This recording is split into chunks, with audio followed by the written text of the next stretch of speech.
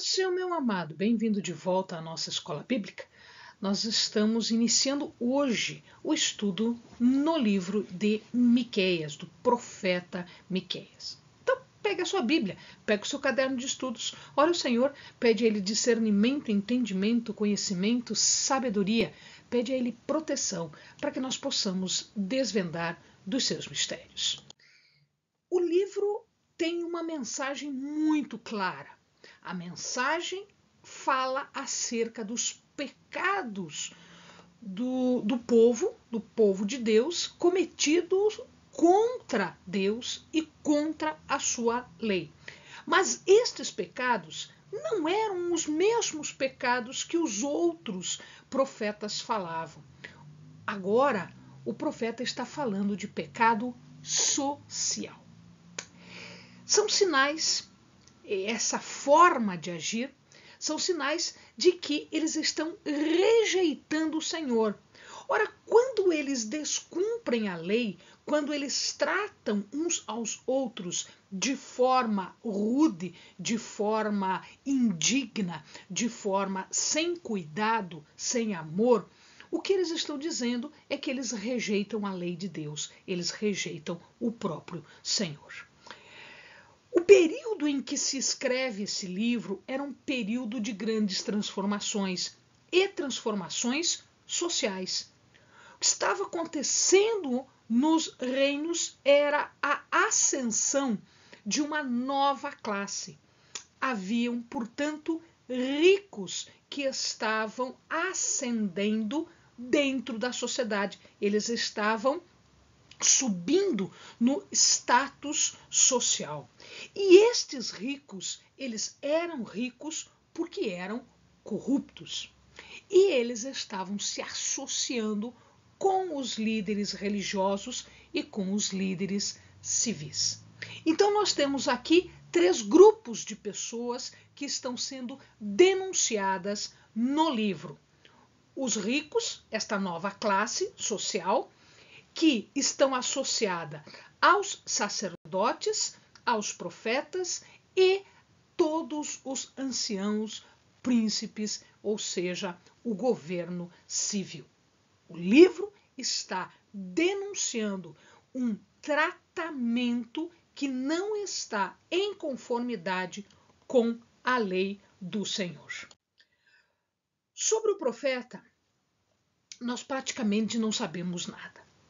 Nós sabemos aquilo que o livro fala para nós. E o livro nos diz que ele era nascido em Moresete. Moresete, nós não sabemos nem exatamente onde se localizava. Nós imaginamos que ela tenha uma localização a quase 30 quilômetros a sudoeste de Jerusalém, em direção a uma cidade filisteia de nome Gate. Este profeta era contemporâneo de Isaías e o seu ministério foi exercido nos reinados de Jotão, Acás e Ezequias. Mas ele não tinha nenhuma ligação nem com os líderes religiosos, nem com os líderes civis. Ele não tinha acesso à corte, ele não era parente de nenhum destes religiosos, sacerdotes ou príncipes ou o próprio rei. Então, ele não participava da corte, ele não participava deste núcleo mais nobre da sociedade daquela época.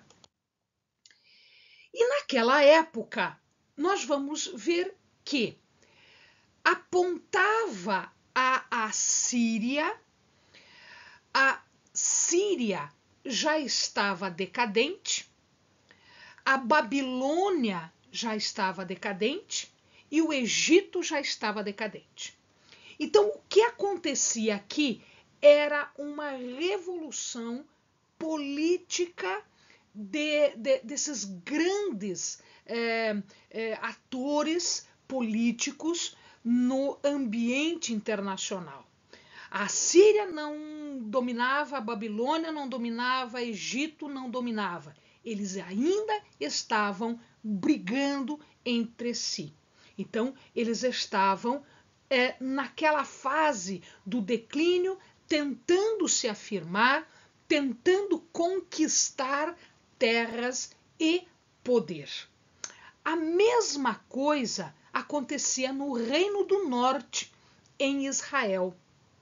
Lembre-se que nesta época o povo havia sido dividido, né? Logo depois que Salomão morre com Roboão, o que acontece é aquela divisão, aquela separação entre Reino do Norte, Israel, e Reino do Sul, Judá.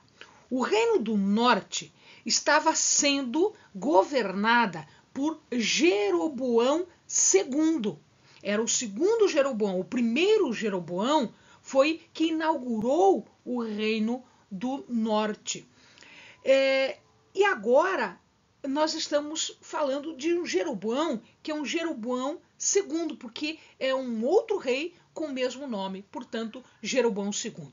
E aqui também estava em declínio. Ou seja, havia guerra, havia disputa, havia força para dominar as coisas, mas tudo estava ainda sem definição política. E houve um grande reavivamento no Reino do Sul. Houve um grande reavivamento depois em Ezequias. Então, como ele participou de 3 reinados, 3 reis diferentes, ao final nós temos Ezequias. E Ezequias fez um reavivamento. Ezequias, ele trabalhou no sentido de modificar todo este tratamento, esta forma de adoração. Então os campesinos, o pessoal do campo, o pessoal rural, acabava migrando, né, para as cidades. E lá nas cidades eles estavam sendo explorados por um grupo de pessoas que estavam constituindo uma classe nova, que era uma classe de ricos que não queriam saber de misericórdia, que não queriam saber das coisas corretas. Eram corruptos e, portanto, eles ficavam ricos desta forma. De que forma? Estavam explorando os pobres, eles estavam roubando o pouco que os pobres tinham, as suas casas e as terras que eram hereditárias, que pertenciam aos seus ancestrais. O reavivamento, ele serviu apenas para afastar, de uma certa maneira não foi total, foi quase total, mas não foi total, afastar o aspecto de idolatria. Nisso eles quase que voltaram ao que era correto. Mas isso não foi acompanhado de um tratamento correto da sociedade. O tratamento com dignidade, o tratamento com misericórdia dos pobres. Não, eles apenas cumpriam o aspecto cerimonial da lei, mas continuavam oprimindo o povo. Portanto, aqui entra o nosso profeta exatamente para falar deste aspecto que não estava sendo cumprido, que era um aspecto importante da lei.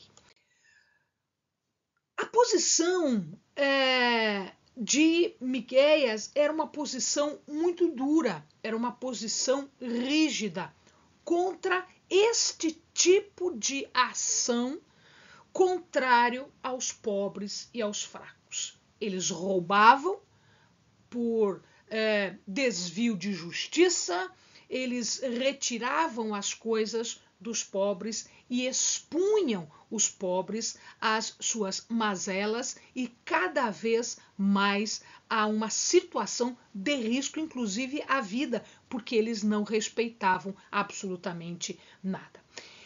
Miqueias tinha uma compreensão muito profunda de Deus, uma compreensão do caráter misericordioso de Deus, do caráter santo de Deus, e de toda a sua lei. A sua lei estava fundamentada num tratamento em relação a Deus, mas também num tratamento em relação aos semelhantes, aos irmãos. O ponto principal aqui é a condenação que Miqueias estava fazendo em relação ao pecado público destas pessoas. Não pela idolatria, mas pela forma de tratamento corrupta e pela forma de tratamento que estava pondo em risco a vida das pessoas. Quando Miqueias escreveu o seu livro? Bom, provavelmente o livro foi escrito, o livro foi terminado depois da queda de Samaria, depois da queda do Reino do Norte. Isso aconteceu em 722 a.C. Então, muito provavelmente, o que ele escreveu depois. Mas o seu ministério é anterior a isso. Então, ele tanto trabalhou na época de Jotão, quanto na época de Acás, quanto na época de Ezequias. Ora, se nós olharmos, somando os reinados destes 3 reis, nós vamos ter mais ou menos uns 61 anos. Só que o problema é o seguinte: Jotão e Acás, eles partilharam uma parte do reinado juntos. A mesma coisa aconteceu entre Acás e Ezequias. Então, se nós tirarmos a sobreposição de reinado de Jotão, Acás e Ezequias, muito provavelmente o seu ministério durou mais ou menos uns 42 anos, no máximo. E o seu livro foi escrito, então, ele foi terminado, ele foi elaborado depois desta época aí, por volta de 722, por volta da queda do Reino do Norte, a queda de Samaria.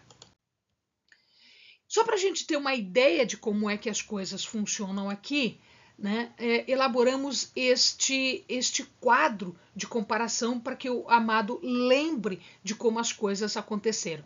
Então, nós tínhamos, num primeiro momento, Azarias, que era o rei de Judá. Enquanto Azarias reinou, o reino do norte em Israel foi tido 3 outros reis. Jeroboão, que reinou de 792 até 752, Zacarias, que reinou por 6 meses, e Salum, que reinou apenas por 1 mês. E aí já vem Jotão e já começa o ministério de Miqueias. Então, ele vai de 750, mais ou menos, até 736. Então, ele pega os reinados de Menahem, Pecaías e Peca, lá no Reino do Norte. Quando Acás assume, se o amado observar, as datas aqui não estão bem em sequência. Por que não estão bem em sequência? Porque houve sobreposição de reinado. Um rei reinava junto com o seu filho por um tempo. E depois, quando morre o rei pai, o filho assume sozinho o reinado. Por isso que estas datas aqui, elas estão não na sequência, porque nós temos sobreposição de reinados. Então, no reinado de Jotão, quando Miqueias começa o seu ministério, nós temos lá no lado de Israel Menahem, Pecaías e Peca. E logo em seguida vem Acás, né? E junto com ele vem Oséias. Se o amado observar aqui, Acás é o rei que ainda está no reinado de Judá quando cai Samaria, quando Israel é tomado e é levado cativo para a Assíria. Então aqui nós temos um início nebuloso, um monte de gente brigando por poder, e num determinado momento a Assíria ela se sobrepõe e ela vai dominar absolutamente tudo. Damasco, Síria, o Israel, Samaria, inclusive em 722 termina o reinado aqui de Israel, do Reino do Norte, com levando cativo para a Assíria os samaritanos. Mas Judá continua com um rei de nome Ezequias, que foi quem fez toda aquela modificação religiosa, aquele reavivamento religioso. E ele reina até 693.